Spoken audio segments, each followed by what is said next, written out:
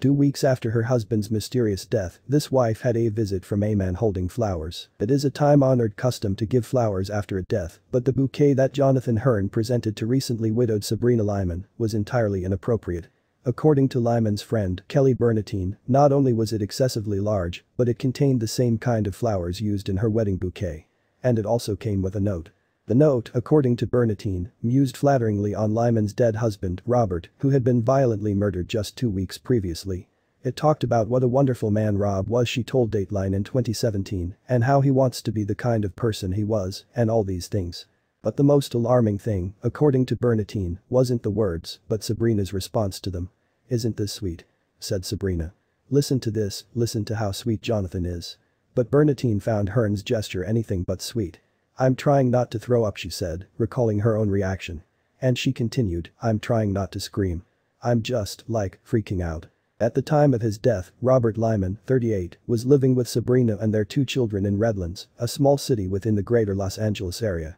Employed as a railroad worker by the Burlington Northern Santa Fe Railway, he worked in Tehachapi, a mountain city nestled between the San Joaquin Valley and the Mojave Desert in California. On August 17, 2014, Robert was out of the yard for the day before coming back about 5 p.m. later that evening. He was shot dead. His body was discovered in one of the railroad buildings.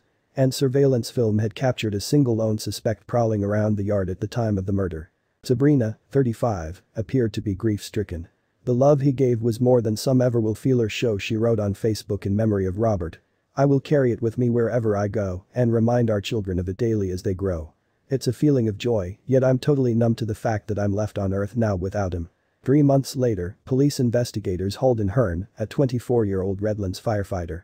Jonathan Hearn had become involved in a romantic relationship with Sabrina Limon in the months leading up to Robert Limon's murder. Ray Pruitt from the Kern County Sheriff's Department told the Kern Golden Empire, a Bakersfield news website.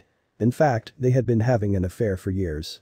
Sabrina had met Hearn, 11 years her junior, while employed at Costco in 2012. After swapping telephone numbers, they became intimate. And as time went on, they longed for a life together, just the 2 of them, without Robert. Police suspicions therefore fell on Sabrina too. In November 2014, they took her into custody. However, at that time, the Kern County District Attorney's Office lacked enough evidence to press charges. But this situation changed after a shock confession from Hearn and a controversial plea bargain. In January 2017, Hearn made a deal with prosecutors. In exchange for a full confession, they agreed to drop his murder charges and replace them with voluntary manslaughter and other charges. However, there was one other caveat. He would have to testify against his former lover. And so later that year, Hearn submitted a disturbing court testimony implicating Sabrina in the murder of her husband. He said at her trial in 2017, "Her frustrations with Rob became my frustrations, her demons became my demons."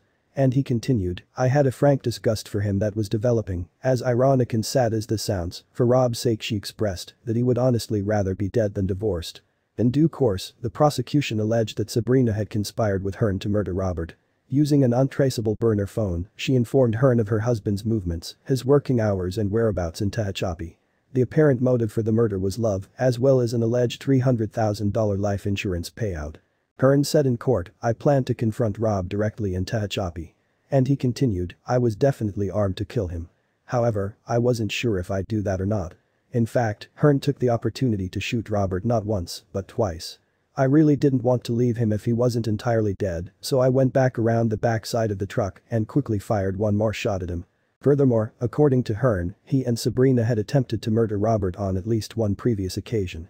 After purchasing deadly arsenic trioxide on the internet, Hearn had baked a poisoned banana pudding and given it to Sabrina to pass on to Robert. However, fearing they might be caught, Sabrina phoned Robert at work and told him to throw the pudding away. Sabrina denied all involvement in the murder. Her defense attorney Richard Terry argued that Hearn's testimony, the only really solid evidence against her, he claimed could not be considered reliable. Hearn saved his own butt, Terry said, suggesting that Hearn had only implicated Sabrina to reduce his prison sentence. However, prosecutors also cited a vast body of phone calls and text messages between Hearn and Sabrina. Collected in the aftermath of the murder using a wiretap, their calls included hours of baby talk, interspersed with detailed discussions about the investigation, including strategies for handling the lead investigator. Tellingly, Sabrina would call Hearn immediately after any significant interactions with the police. Meanwhile, Hearn talked a lot about God, apparently identifying with King David, who committed adultery with one of his soldiers' wives. According to the biblical tale, David went on to kill the soldier, but God ultimately forgave him. He made a lot of big mistakes, he told Sabrina.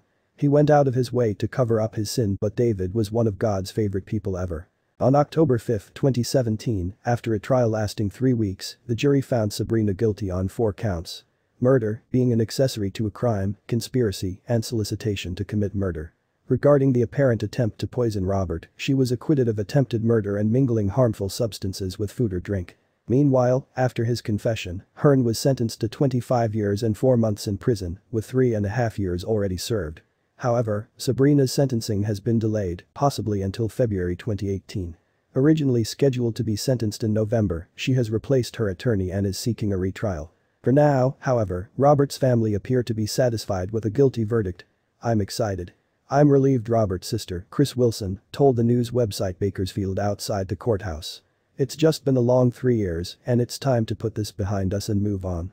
It'll never bring my brother back, but it will bring justice, and that's what we've been looking for."